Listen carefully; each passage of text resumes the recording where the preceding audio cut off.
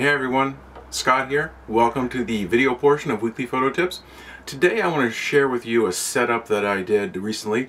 I had the pleasure of working for MasterCAM in Connecticut. They hired me to go down there to do a little bit of teaching, a little bit of shooting, and it was a great time. They're a great company. They are the #1 producer of CAD/CAM software. So people like Orange County Choppers, Segway, RayBan, let's see who else, Boeing, Sikorsky, Stryker Medical, Gibson guitars. When you see a piece of metal that's been machined, it's usually their software that has driven that machine. Wonderful folks, and I'm not just sucking up to them because they're never going to hire me again, because I did my job correctly and taught them what they needed to know. And what we had to do was probably one of the hardest things for people to grasp when they're first getting into photography, and that's shooting shiny, reflective objects, which is all they deal with. So we drove down there with the intent of teaching them how to photograph these items. If it didn't go quite so well, then we would shoot them ourselves for them for their catalog. Well, it went beautifully. They caught on quickly. The person who takes care of their social media and photography and stuff, Intergalactic Marketing Overlord is her title. And I won't share her name for her own privacy, but a great person to work with. And what we did, it was a very expensive shoot for all the gear. Very, very complicated. It was 2 LED lights, it was 3 A clamps, 3 white cards. We didn't use gaffer's tape. Gaffer's tape, this is hockey tape. This was 88 cents a roll.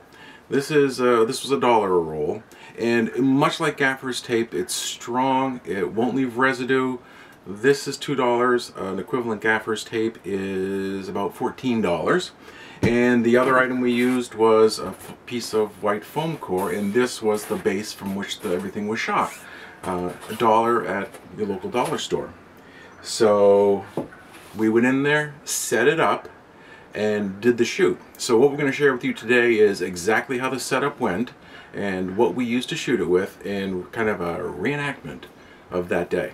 So through the magic of video, I'll now fade out and be back shortly. Hey everyone, through the magic of video, we're back. And here's our setup. You've got the big piece of foam core on the bottom, you've got your 3 sheets, and as you can see, it's just an A clamp that helps you hold the sheet upright. We've got 2 flashlights on top of light stands that are on actually umbrella brackets, so it allows you to rotate up and down and left and right.